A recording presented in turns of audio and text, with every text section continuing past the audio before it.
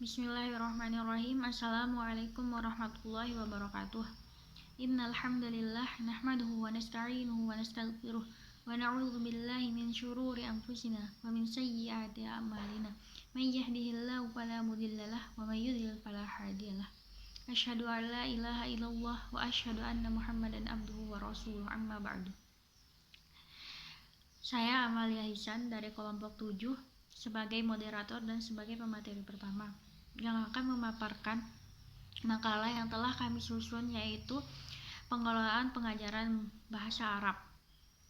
Bab pertama, pendahuluan. Mengajar merupakan suatu kegiatan yang sangat memerlukan keterampilan profesional dan banyak sekali dari apa yang harus dikerjakan oleh guru dan instruktur baik di dalam maupun di luar kelas, melibatkan pengambilan berbagai keputusan.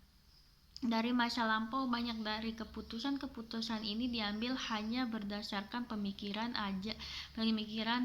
ala kadarnya saja dari waktu ke waktu. Pendekatan seperti ini untuk masa sekarang ini tidak mungkin lagi dapat dilakukan. Pentingnya mengambil keputusan yang memadai oleh guru untuk jangka pendek ataupun jangka panjang adalah merupakan karakteristik yang penting dalam proses belajar mengajar. Pada hakikatnya, keputusan-keputusan ini sering tidak jelas menampak untuk bertumbuh lebih kompleks, apalagi faktor-faktor yang terlibat sering sulit dapat diterapkan semuanya. Ini menuntut adanya peningkatan profesionalisme dari pihak guru. Tugas dan tanggung jawab utama seorang guru atau pengajar adalah mengelola pengajaran serta lebih efektif,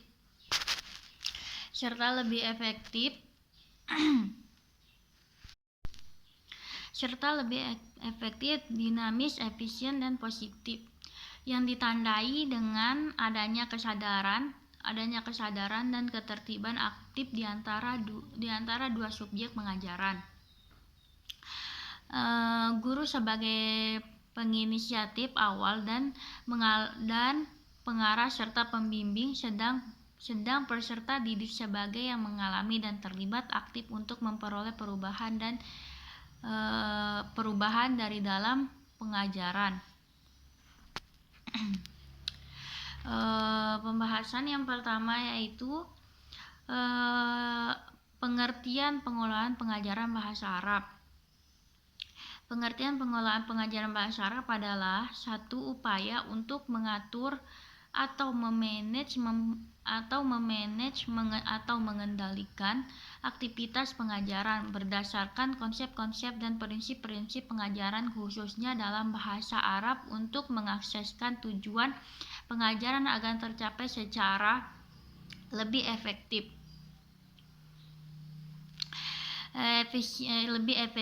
efisien, dan produktif, yang diawali dengan penentuan strategi dan perencanaan, diakhiri dengan penilaian, dan dari penilaian akan dapat dimanfaatkan sebagai feedback atau umpan balik bagi perbaikan pengajaran lebih lanjut.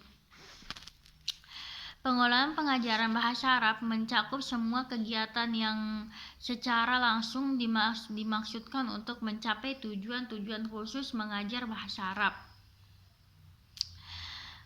Dalam proses interaksi belajar mengajar, guru adalah orang yang memberikan ilmu pengetahuan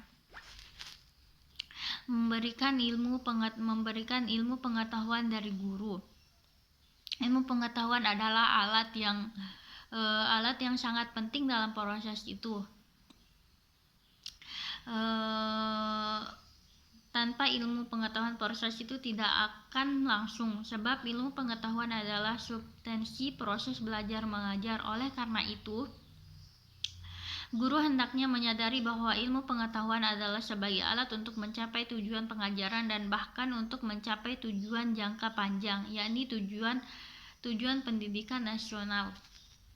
Kemudian dalam proses interaksi belajar mengajar, metode yang diperlukan oleh seorang guru bervariasi sesuai dengan tujuan yang ingin dicapai setelah pelajaran berakhir. Metode apapun bisa digunakan dalam pengajaran bahasa asing selama penggunanya untuk mencapai tujuan secara efektif dan efisien. Namun sebaiknya guru mempergunakan metode-metode pengajaran bahasa asing itu sendiri, sebab terkadang penggunaan metode-metode lain tidak cocok untuk mengajarkan bahasa asing yang memiliki karakteristik tersendiri. Nah, yang kedua, proses pengolahan pengajaran bahasa Arab. Di sini proses dalam kegiatan belajar mengajar, interaksi antara guru dan anak didik merupakan kegiatan yang dominan. Dalam kegiatan itu, guru tidak hanya mentransfer ilmu pengetahuan, tetapi juga mentransfer nilai-nilai kepada anak didik sebagai subjek yang belajar. Materi pembelajaran atau bahan pelajaran adalah hal-hal yang menjadi isi proses pembelajaran yang akan dikuasai oleh siswa. Pokok bahasan materi pelajaran tersebut tertuang dalam GBPP. Mata pelajaran. Karakteristik materi pelajaran bahasa Arab adalah sebagai berikut. Yang pertama, bahasa Arab mempunyai dua fungsi, yakni sebagai alat komunikasi antara manusia dan sebagai bahasa agama atau bahasa agama Islam.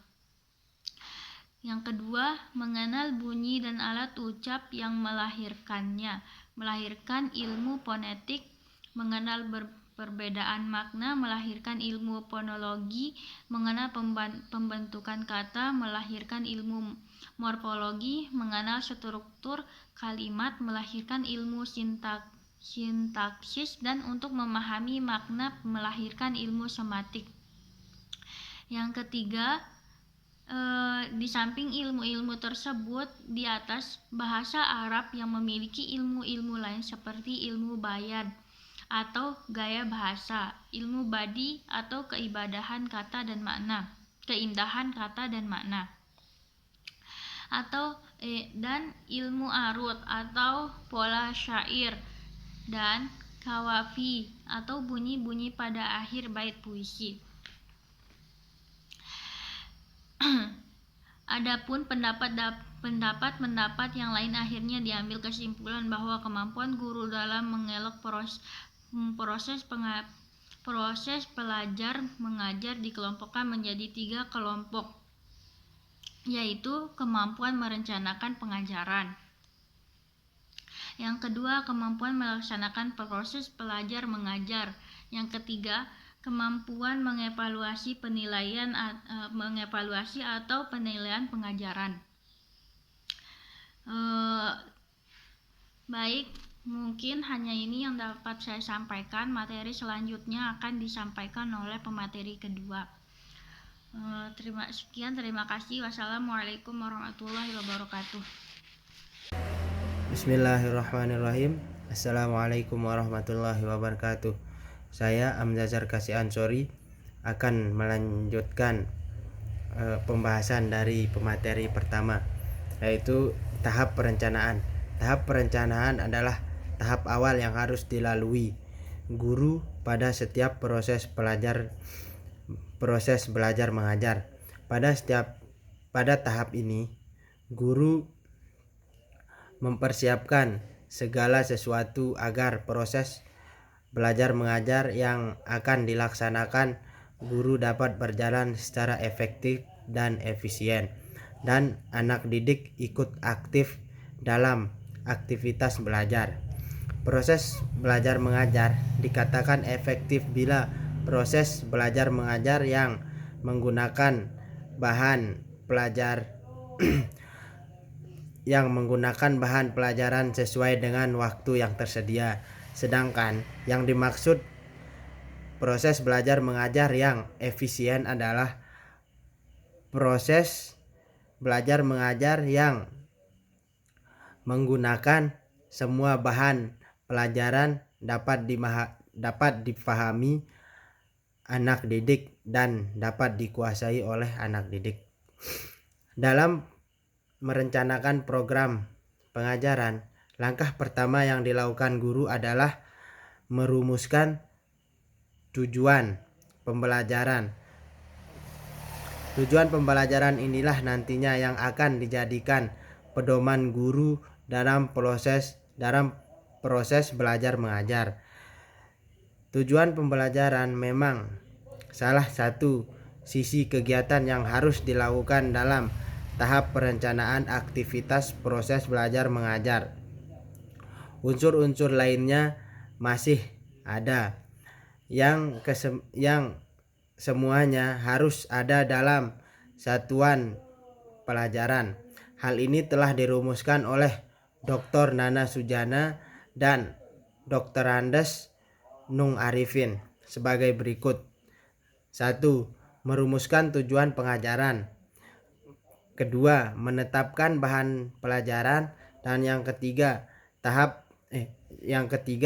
kegiatan belajar siswa. Yang keempat, metode mengajar dan alat bantu mengajar. Yang kelima dan yang terakhir penilaian.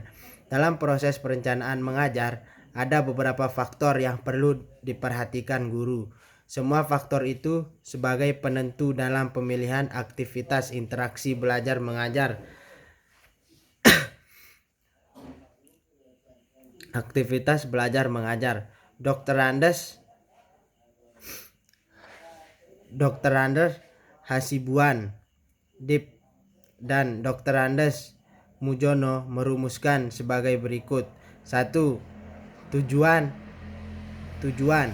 Yang dimaksud tujuan di sini adalah tujuan seorang guru mengetahui pengetahuan anak didik dan keterampilan anak didik, nilai yang ingin dicapai anak didik. Dan yang kedua, isi mata pelajaran. Yang ketiga, siswa. Yang keempat, pengajar. Yang kelima, ekonomi administrasi. Selanjutnya tahap pelaksanaan.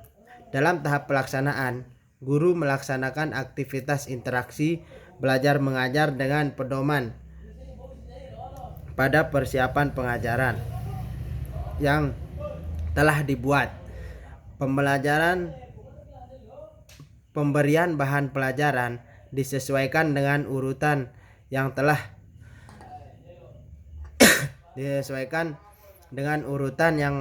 telah diprogramkan secara sistematis dalam tahap persiapan. Dalam proses interaksi belajar mengajar, meski persiapan mengajar telah dipersiapkan sebagai langkah awal, namun guru tetap memperhatikan prinsip-prinsip mengajar, yaitu 1. Perhatian. 2. Aktivitas. 3. Apresiasi menghubungkan dengan apa yang dikenal anak didik. 4. Peragaan. 5. Ulangan. 6. Korelasi. 7. Konsentrasi. 8. Individualisme. Yang 9. Sosialisasi. Dan yang terakhir evaluasi. Prinsip-prinsip mengajar di atas adalah sebagai pedoman umum bagi guru dalam melaksanakan pelajaran. Dengan memperhatikan prinsip-prinsip mengajar itu, guru akan mudah melaksanakan tugas mengajar di depan kelas. Dalam melaksanakan program interaksi belajar mengajar, guru terlebih dahulu harus mengadakan pretest untuk mengetahui penguasaan anak didik terhadap bahan pelajaran yang akan diberikan. Setelah itu guru memberikan bahan pelajaran. Kemudian pada bagian akhir pelajaran, guru mengadakan post test sebagai akhir dari seluruh proses interaksi belajar mengajar. Mungkin hanya ini yang dapat saya sampaikan. Selanjutnya akan dilanjutkan oleh pemateri berikutnya. Sekian. Assalamualaikum warahmatullahi wabarakatuh. Penilaian.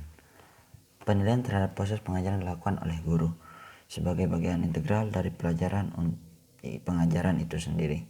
Artinya, penilaian harus tidak terpisahkan dalam penyusunan dan pelaksanaan pengajaran. Penilaian proses bertujuan menilai efektivitas dan efisiensi kegunaan pengajaran sebagai bahan untuk perbaikan dan penyempurnaan program dan pelaksanaannya oleh objek dan sasaran. Penilaian proses adalah komponen-komponen sistem pengajar itu sendiri, baik yang berkenaan dan dengan masukan proses maupun dengan keluaran, dan semua dimensinya. Ada 5 aspek yang minimal harus diketahui oleh guru agar ia dapat menentukan strategi pengajaran sesuai dengan kondisi peserta didik, yaitu 1. Kemampuan peserta didik. 2. Minat, perhatian, dan motivasi belajar peserta didik. Kebiasaan belajar. Yang keempat, pengetahuan awal dan prasyarat.